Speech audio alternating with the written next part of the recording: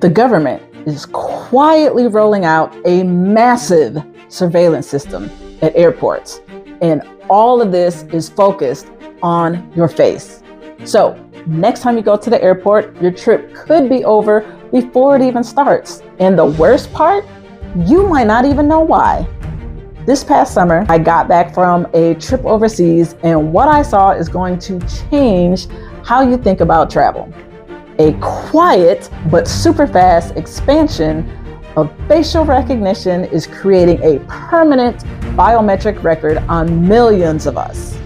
Today, we're breaking down how this huge data collection program works, what's in the file the government is building on you, and how it could be used to flag you, mess up your travel plans, and worse, without any explanation at all.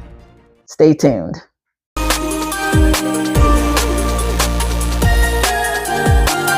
So let's face it, for years, we've been told that face scans at the airport are all about convenience, a way to get through the lines faster. You've probably seen them, the little kiosks at the TSA checkpoint or the boarding gate for international flights. What started as a small pilot program is now blowing up. The Department of Homeland Security, or DHS, is pushing to build out this huge biometric entry-exit system. This isn't some sci-fi movie concept. It's actually happening right now at hundreds of airports across the US. So, what's really happening here? When you step up to the camera, it's not just checking if you look like your passport photo. It's actually capturing a high-res image of your face, a unique biometric marker. For non-US citizens, that scan could be mandatory everywhere. A new DHS rule is set up to require facial scans for all non-citizens at all air, land, and sea ports starting as early as December 26th, 2025 of this year. This includes long-term green card holders, and it removes previous age exemptions, meaning pretty much every non-US citizen will have to be photographed upon entering and exiting the country. The government says it's all to prevent terrorism, stop identity fraud, and track people who overstay their visas. For US citizens, things are a bit more complicated.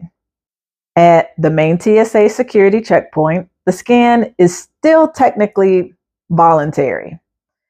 TSA says that you can say no to the photo and just get a regular manual ID check. But the whole setup is designed to make you say yes without even thinking. The signs that are actually there that are supposed to tell you about your rights to opt in or opt out can be confusing and easy to miss. A lot of travelers don't even know that it's actually an option. At the boarding gate for international flights, US citizens can also opt out, but non-born US citizens will have to comply with the new rules. It creates this two-tiered system where giving up your biometric data just becomes the easiest way to get through, and quickest, of course. So what happens to your photo after it's actually taken? Well, this is where it gets a little sketchy. Every time you're scanned at a port of entry or exit, your data can be funneled into a massive federal system. For non-US citizens, these photos can be stored for up to 75 years in a central DHS biometric database. Think about that, 75 years for a file of your face, with a new picture added every time you enter or exit the country. For US citizens, the story is a bit fuzzy. TSA says that at checkpoints, your photos are deleted after a match. However, they also have something called limited testing environments, where your photo can be kept to see how well the tech is working. And when you fly internationally, your photo goes through Customs and Border Protections, or CBP systems for short, where photos of US citizens are kept for up to 12 hours. It is a tangled web of databases, and it's not always clear where your data is going or how long it's staying there. This biometric file isn't just collecting digital dust. It's actually being analyzed. AI algorithms are poring over photos and comparing it with other data that the government actually already has. The goal is to build a risk assessment to flag people who might, quote unquote, be a threat. But this is where the system turns into a dangerous black box. The first big risk, of course, is just flat out getting it wrong. A landmark 2019 study from the National Institute of Standards and Technology, otherwise known as NIST, found that facial recognition algorithms were way more likely to misidentify people of color. That study showed false positive rates for Asian and African American faces were often 10 to 100 times higher than for white faces. While some of the newest top-tier algorithms have gotten much better and show undetectable differences, many systems still carry these biases.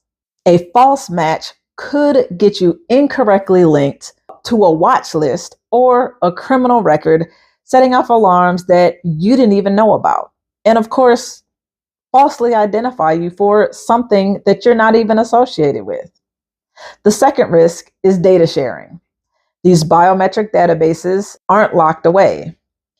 Information can be shared between different government agencies, like the FBI and the DEA. A face scan you just took just to get on a plane could potentially be used in a criminal investigation that has nothing to do with you, and all without your knowledge.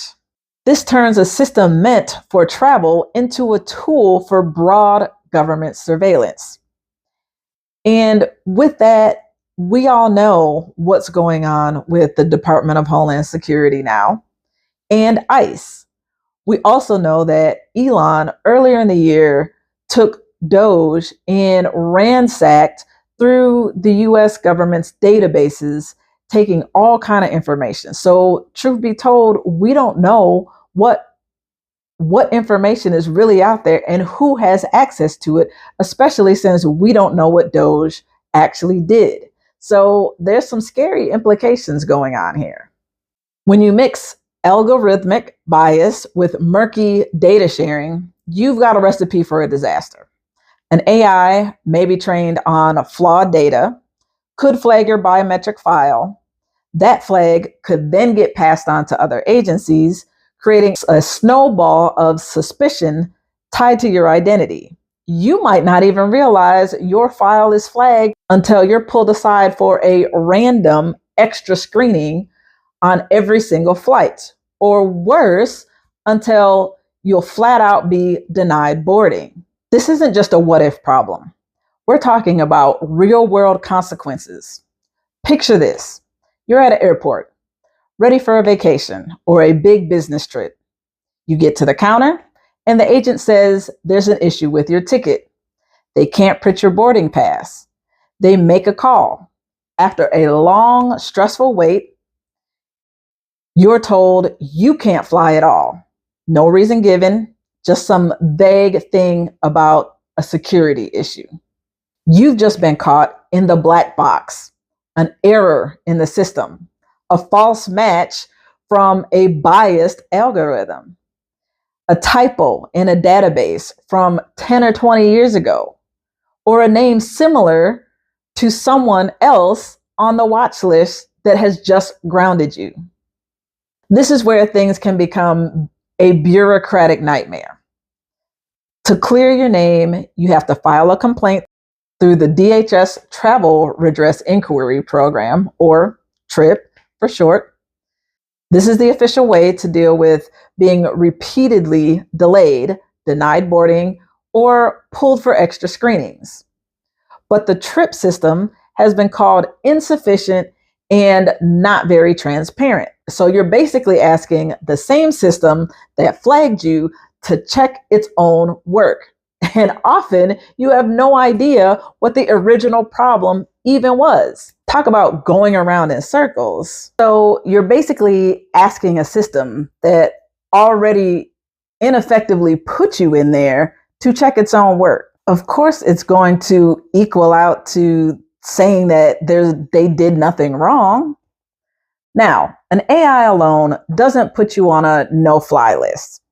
That's a process with human review. But it's a key part of the data gathering process and analysis that can start you down that road. The system is designed to cast a wide net, and if you get caught in it, proving your innocence can be a long uphill battle. You're left fighting a secret file that you can't see based on data that you didn't know was collected, judged by an algorithm that you can't question. Your basic freedom to travel could just be put on hold, all based on a decision that was kicked off by a machine. This all sounds pretty scary, and it is, but you're not totally powerless. You can take steps to protect your privacy and use your rights. The most important thing you can do right now is opt out of facial recognition whenever you can. Here's the deal. At the TSA security checkpoint, the scan is voluntary for everyone, US citizens and non-US citizens alike. When you walk up to the TSA officer, you can and should decline the photo. Don't just stand in front of the camera. Politely but firmly say, I'd like to opt out of the face scan and have a standard ID check. They have to let you and will just inspect your ID the old-fashioned way. You won't lose your spot in line, and you shouldn't get extra screening just for opting out. At the boarding gate for international flights, unfortunately, only US citizens can opt out. You'll want to talk to the gate agent before boarding starts and ask for a manual document check. If you are not a US citizen, DHS's new rules are making scans at entry and exit points mandatory. Refusing a required scan could get you denied entry and cause problems with your immigration status. The key is to be proactive. The system is designed for you to just go with the flow. By speaking up and opting out, you're sending a clear message that you don't give consent to your biometric data being captured. You can change your password, you can get a new credit card, but you can't get a new face. Once that data is out there, it's out there. And the risk of it being breached or misused is very real, especially in this new age of AI. This is about more than just a headache at the airport. This is about what kind of future we want regarding our privacy and our freedom to move around. We're technically at a crossroads where we can either accept a future of nonstop biometric surveillance, or we can actually start pushing back. First, spread the word. Share this with anyone you know who actually travels. So many people have no idea that these scans are even happening or that they actually have a right to say no. Second, get in touch with your elected representatives.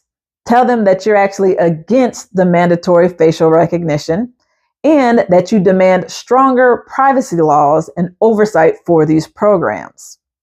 Third, consider supporting organizations that are fighting for your civil liberties. Organizations like the ACLU and the Electronic Frontier Foundation.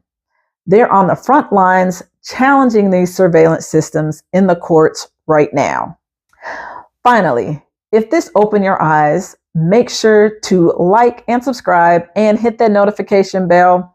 The more people who see this, the louder our collective voice gets.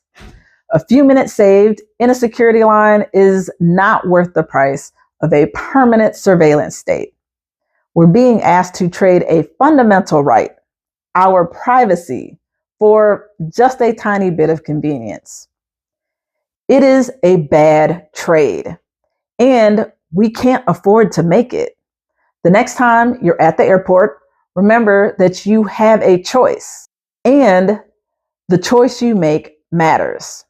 If you would like more travel tips and advice, make sure you watch this video next. Until next time, safe travels.